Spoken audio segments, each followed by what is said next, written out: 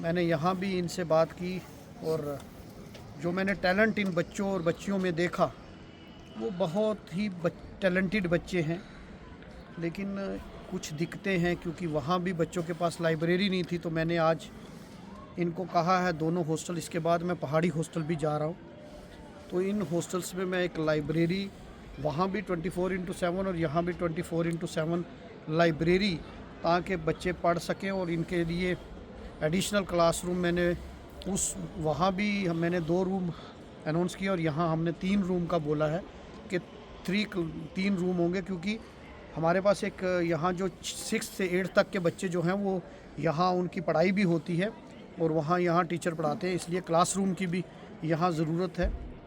बाकी इन्होंने बच्चों ने कुछ मसले बताए हैं, जैसे इनकी डाइट का मसला है, 175 रुपये था लेकिन बाद में कम हो गया। वो इशू भी मैं कंसर्न्ड मिनिस्टर्स से टेकअप करूँगा, चाहे वो ट्राइबल मिनिस्ट्री के साथ हुआ या सोशल वेलफेयर मिनिस्ट्री के साथ, जो भी है उसके क्या वजूहात रहे हैं। बच्चों के लिए यहाँ मैंने देखा क्लासरूम में डेस्क नहीं है, बच्चे नीचे इस ठंड में भी बैठ के पढ़ते हैं, तो इसमें डेस्क का भी मेरे नोटिस में ये चीज़ें आई हैं। और सबसे बड़ी बात है कि बिल्डिंग की हालत बड़ी बुरी है, पुरानी बिल्डिंग है, वो पुराने स्टाइल में कोलैप्स होने की कगार पे है, नई बिल्डिंग में अभी शिफ्ट नहीं हुआ। ये सारे इश्यूज़ मेरे पास आए हैं और सबसे बड़ी बात है कि अभी मुझे किसी ने बुलाया नहीं, मैं खुद आया हूँ इनके बच्चों का, क्योंकि ये हमारा भविष्य है और ये गरीब बच्चे हैं, इन पर जो हाथ रखेगा वो ही ज़रूरत है, क्योंकि वो खिदमत खलक है। तो वार्डन साहब ने भी बड़ा अच्छा काम कर रहे हैं, इनको मैंने मुबारकबाद भी दी है क्योंकि इन्होंने फ़र्स्ट प्राइज़ लिया इस बार 26 जनवरी में मैं वहीं था। तो मैं कहूँगा कि इन बच्चों के लिए मैं आया हूँ और इनको जो ज़रूरियात है, मैंने ये एक recreational hall, multipurpose recreational hall इन बच्चों के लिए वो भी कहा है और स्पोर्ट्स के लिए जो इंफ्रास्ट्रक्चर होगा वो भी हम यहाँ देने का काम करेंगे। MLA साहब, ये नई बिल्डिंग यहाँ पर तकरीबन 10 साल कबल जो है वो उसका काम शुरू हुआ था, यहाँ पर आज तक वो बिल्डिंग जो है वो कंप्लीट नहीं हो पाई। जिस बिल्डिंग में ये बच्चे रह रहे हैं इसका छत पूरा जो है बारिश में लीकेज होता है, तो किस तरह से आपकी कोशिशें रहेंगी कि ये बिल्डिंग्स बच्चों को ठीक हो जाए? देखिए, पहले तो जो नई बिल्डिंग बनी है उसका कोई बिजली का काम रहता है, मैं इमीडिएटली टेकअप करूँगा। अभी मेरा आने का मकसद यही है। यहाँ मैंने आज इनसे कहा वार्डन साहब से कि मैं आना चाहता हूँ और मैं खुद इसीलिए आया हूँ कि हालात देखूँ कि क्या वजह है। बिल्डिंग बहुत अच्छी है, उसमें क्यों शिफ्ट, क्या दिक्कत है, लायबिलिटी कितनी है, वो सारी मैं एक्सचेंज साहब से बात करके उसको हम जल्द से जल्द कंप्लीट करा के उसको शिफ्ट करने की कोशिश करेंगे। दूसरा, मैंने पहले ही कहा कि ये गरीब बच्चे हैं, BPL, किसी की माँ नहीं है, किसी का बाप नहीं है, किसी की, कुछ बच्चों के दोनों नहीं है, तो ये बड़ी खिदमत खलक की बात है। ये गरीब बच्चों पर जो इनकी तरफ ध्यान देगा, अल्लाह उसका रास्ता हमवार करेगा। तो मैं कहूँगा कि ये बड़ी ज़रूरत है इस चीज़ की और मैं दिल से इन हॉस्टल्स के साथ, चाहे वो गुजर बकरवाल हॉस्टल है चाहे पहाड़ी हॉस्टल है, ये गरीब बच्चों का हॉस्टल है, इसके साथ मैं दिल से जुड़ा हुआ हूँ और जो भी मेरे लायक होगा मैं असेंबली के अंदर भी इनका इशू उठाऊँगा और असेंबली के अलावा भी कंसर्न डिपार्टमेंट जितने हैं उनके साथ भी टेकअप करके मैं इन इशूज़ को उठाऊँगा। सबसे पहले मैं मुबारकबाद देना चाहता हूँ, रिपब्लिक डे परेड में मैं वहाँ मौजूद था जब आपको फर्स्ट प्राइज़ मिला। सबसे पहले बच्चों को और उसके बाद वार्डन साहब और उनकी पूरी टीम को। यकीन मानो, आपने जो वहाँ अपने टैलेंट का मुजाहिरा किया, मेरा दिल बहुत मुतमिन हुआ, क्योंकि आप हमारा आने वाला भविष्य हो, आप हमारा आने वाला फ्यूचर हो। जिस तरीके से जुनैद साहब ने कहा कि इस गुजर बकरवाल हॉस्टल ने बहुत सारे डॉक्टर्स दिए, बहुत सारे इंजीनियर्स दिए, बहुत सारे KS ऑफिसर दिए, और वो दूर नहीं कि इसी हॉस्टल से हमारी तरह कोई MLA भी बनेगा, ये भी मुझे पूरा विश्वास है। मैं जब MLA बना तो मैं चाहता था कि मैं ऐसे अदारों पर, ऐसे हॉस्टल्स जहां बच्चों की तरबियत होती है। ये एक बहुत बड़ा काम है। अगर खिदमत खलक करना है तो आप इन बच्चों की खिदमत कीजिए। वार्डन साहब, आप इनके जो वार्डन होता है, 2 माँ बाप तो अल्लाह ने इनके बनाए, तीसरा जो पेरेंट्स है वो आप हो इनके, और मैं आपको मुबारकबाद दूंगा। ये खिदमत खलक है कि इन बच्चों को आप पढ़ाई दे रहे हैं, आप इनका ख्याल रख रहे हैं, इनकी माँ भी आप है और बाप भी आप है। ये आप पे जिम्मेदारी बनती है कि इनका आप ख्याल रख रहे हो और अच्छे से आप इनका ख्याल रखो। बतौर एमएलए, हालांकि आज मुझे 4 महीने हुए हैं एमएलए बने हुए, लेकिन मैंने इस बात का इंतज़ार नहीं किया कि आप मुझे बुलाओगे और मैं हॉस्टल में आऊँगा। मैंने खुद ये फैसला लिया कि मैं हॉस्टल में जाऊँगा, और आज सुबह मैं पहले जो गुज्जर बकरवाल गर्ल्स हॉस्टल हमारा नगरोटा के अंदर है, उस हॉस्टल में मैं सुबह वहाँ गया था। उसके बाद अभी मैं आपके साथ गुज्जर बकरवाल जो बॉयज़ हॉस्टल है यहाँ बात कर रहा हूँ, और आपके बाद मैं इसके बाद पहाड़ी हॉस्टल जाऊंगा। और मेरा मकसद आप लोगों से बात करना है, आपकी परेशानियों को समझना है, और उसमें बतौर एमएलए मैं क्या कर सकता हूं उसका सहयोग देने के लिए। और मैं आपको ये यकीन दिलाने आया हूं कि मैं हमेशा आपके साथ हूं। आपको जो भी कहीं प्रॉब्लम आएगी मैं हमेशा आपके साथ। मैंने हमेशा समझा है कि अगर किसी समाज को बदलना है, अगर किसी समाज में तरक्की लानी है, तो आपको उस समाज के नौजवानों को अच्छी तरबियत देनी पड़ेगी, उनको पढ़ाई लिखाई में आगे लाना हो। और उसी मकसद से आज मैं यहाँ आया। मैं समझता हूँ कि हमेशा कम रिसोर्सेज होने के बावजूद आप उन बच्चों के साथ compete करते हो जिनके माँ बाप ऑफिसर हैं और बड़े बड़े स्कूलों में बड़ी बड़ी फीसें देकर वो वहाँ पढ़ते हैं। लेकिन जब मैंने 26 जनवरी में या इससे पहले भी मैं ये देखता हूँ कि किसी स्कूल जिसकी फ़ी 3 या 4 हज़ार रुपये पर मंथ है, उन बच्चों के साथ आपने कंपटीशन किया और फर्स्ट प्राइज दिया। मेरा सीना फख्र से चौड़ा हो गया। ये चीज़ दर्शाता है, ये चीज़ साबित करता है कि टैलेंट की कोई कमी नहीं। अगर कमी कहीं है तो मैनेजमेंट में, जहाँ सरकार के लेवल पर कोई कमी है।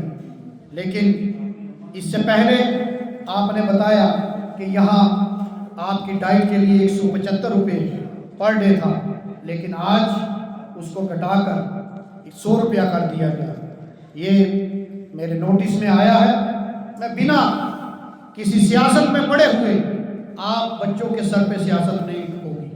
आप ये इस मसले को मैं कंसर्न मिनिस्टर जनाब जावेद राणा साहब से टेकअप करूँगा, और अगर 175 रुपये है तो इंशाल्लाह 175 रुपये ही रहेगा।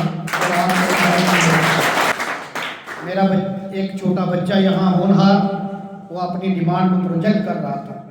मैं समझता हूँ कि अगर पढ़ाई करनी है तो आपके पास, क्योंकि आपके कमरे नहीं होते, हाल में आप रहते हैं, हो सकता है कोई बच्चा रात को 2 बजे तक पढ़ना चाहिए, लेकिन उसके पढ़ने से दूसरा बच्चा डिस्टर्ब होगा, हो सकता है वो सोना चाहे।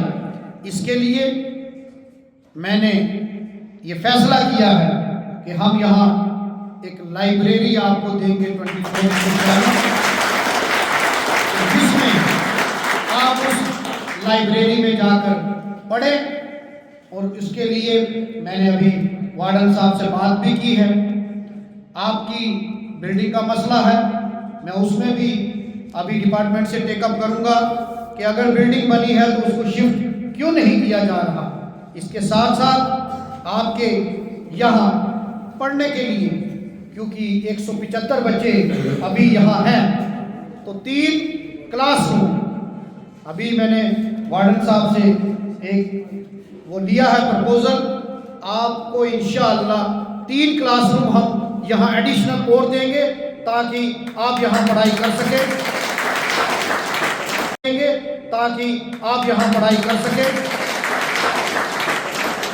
मुझे आज अभी किसी का फ़ोन आया और वो कहने लगा कि आपके वॉशरूम चेक करो।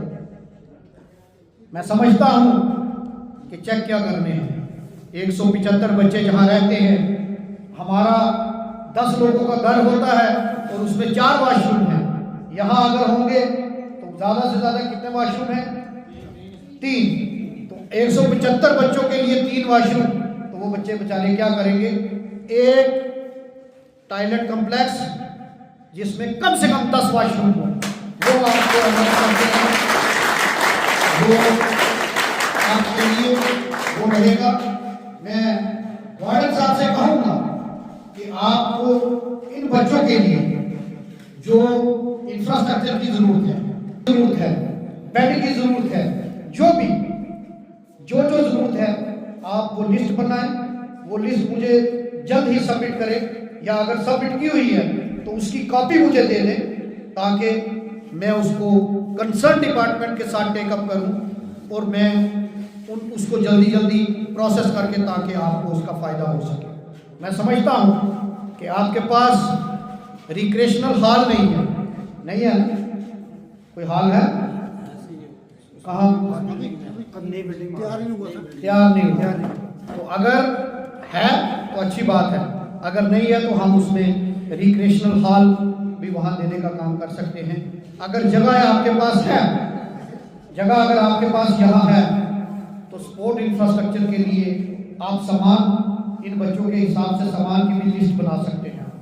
आप उसमें सामान की लिस्ट बनाएं, उसको अप्रूव कराना मेरा काम रहेगा। वो भी आप 2 साल के आप बच्चों से मैं कहूँगा कि आपको 2 चीज़ों का ध्यान देना है। एक, आप हमारा सरमाया, आप अपने घरों से दूर हो, आप पे जिम्मेदारी है, आपने पढ़ाई में मन लगाना है, फालतू की चीज़ों में नहीं पढ़ना। आपने 6 अभी 6th में 12 12th तक आप मेहनत करिए। जब अभी मेहनत करोगे तो आगे आने वाला भविष्य वो आपका होगा। आपने नशे से दूर रहना है और कभी भी इस चीज़ में नहीं पड़ना है, क्योंकि जो आदमी एक बार नशे में पड़ता है वो सिर्फ अपनी ज़िंदगी तबाह नहीं करता, अपने पूरे खानदान और समाज पे उसको गंदी नज़र से देखा जाता है। मैं आपसे कहूँगा कि मेहनत करो। आपके साथ हमेशा, ये मेरा पहला विजिट ज़रूर है लेकिन आखिरी नहीं है। मैं आपसे कहूँगा कि मैं बीच में आपके पास आता रहूँगा। मैं आपको भी यकीन दिलाता हूँ, एज ए MLA मैं आपके, मेरे हमेशा दरवाजे खुले हुए हैं।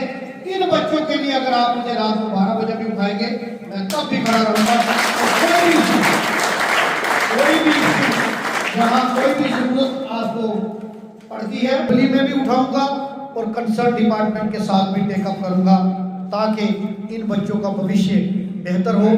बहुत टैलेंट, एक बच्चा जब गा रहा था तो मैं देख रहा था, चाहे उसने बैत बोले गोजरी, चाहे उसने गाना बोला, बहुत टैलेंट है। सिर्फ ज़रूरत इस बात की है कि उस टैलेंट को चैनलाइज किया जाए।